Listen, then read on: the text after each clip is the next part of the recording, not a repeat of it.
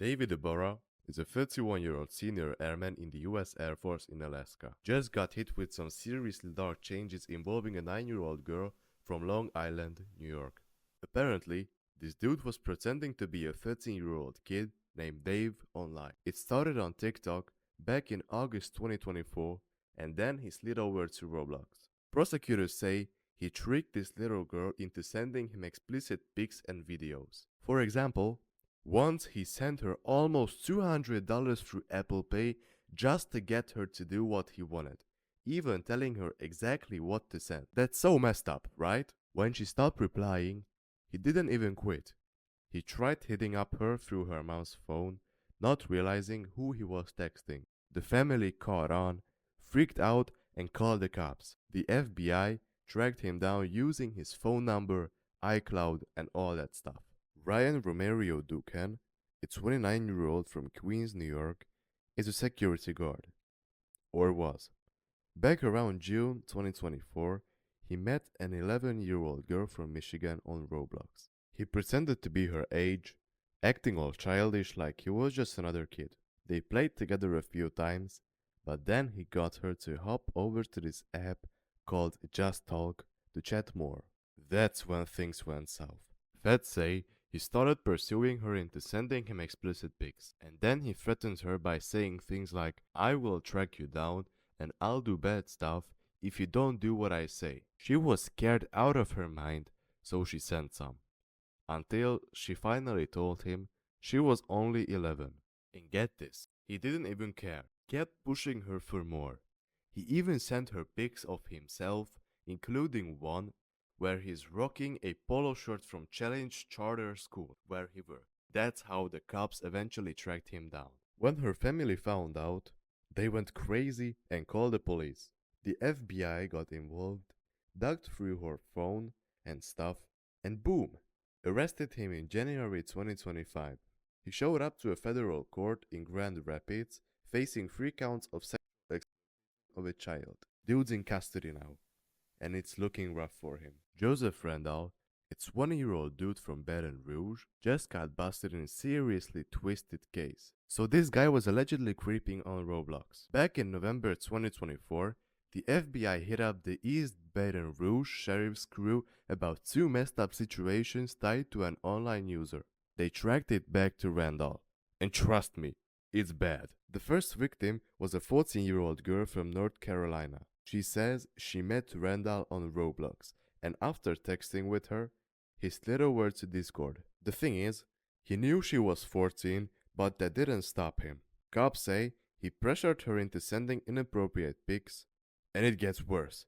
He allegedly asked for videos too. He was arrested in January 2025 and was charged with computer-aided solicitation of a minor, indecent behavior with juveniles, and even CP possession. The sheriff's office dug in after the FBI flagged another case too, but it's even crazier that he used Roblox as his hunting ground before jumping platforms. They found him in February 2025, and just a few days ago, he was in a New York courtroom facing charges like sexual exploitation of a kid and coercion. He's locked up and waiting for his trial. Darius Matylewich is a 27-year-old guy from Wayne, New Jersey. This dude's story is straight up wild. So back in early October 2024, he got busted for kidnapping an 11-year-old girl he met on, yep, you guessed it, Roblox. Here's how it went down. They started chatting on the game, just playing and vibing like tons of us do. But then he got her to switch over to FaceTime, and things got real sketchy real fast. Feds say he convinced her to sneak out of her house in the middle of the night. It all happened on October the 3rd around 2 a.m. and he drove all the way from Jersey to her spot in Wayne, picked her up, took her across state lines to Bear, Delaware, about an hour away to some random hotel. Cops tracked him down quick, caught him that same morning at the hotel with the girl. Turns out, her family reported her missing when they realized she was gone, and the FBI jumped in, linking it all back to his phone and a Roblox account. He's locked up now, facing federal kidnapping charges, and they're still digging into what else he might have been up to. Court documents say he admitted to the whole thing after they caught him. Arnold Castillo. In late 2024, he was chilling on Roblox. He starts chatting with a 12-year-old kid from across the country. Seems innocent at first, right? But no, it gets dark quickly. They bounce from Roblox to Discord, and you probably can imagine what was the reason. Feds say he starts asking this kid for pics, stuff no one should ever ask a kid for. He's all pushy about it, even throwing out threats like "I'll find you if you don't do what I say." The kid freaked out and ended up sending something just to make it stop. Fast forward to early March 2025, the kid's parents catch up wind of this, lose it, and call the cops. FBI rolls in, traces it all back to Arnold's account and his phone. They caught him like a week ago, and he was in court on the 28th of March, facing charges for exploiting a minor and some coercion stuff. Dude's locked up now. No bail, and it's looking bad for him. Michael Shablinger. In late 2024, he's on Roblox, just vibing, playing games with random people. He links up with a 10-year-old kid from halfway across the state. They're building stuff, chatting it up. Seems normal, right? But then it flips. He slides into the kid's DMs on Roblox, starts asking weird questions, and eventually gets them to jump over to Snapchat. That's where it all goes off the rails. He starts begging for pics. He's all sneaky about it, saying, "Don't tell anyone. It's our secret." Kids freak out, but send something cause he's scared. Fast forward to March 2025, kid spills it to his big brother, who tells their parents. They're pissed, call the cops, and the FBI swoops in. They track Michael down through his Roblox profile and Snapchat logs. Dude didn't even cover his tracks. He's arrested and he's facing charges for exploiting a minor. He's locked up now, no bail, and it's not looking good. Simbuilder.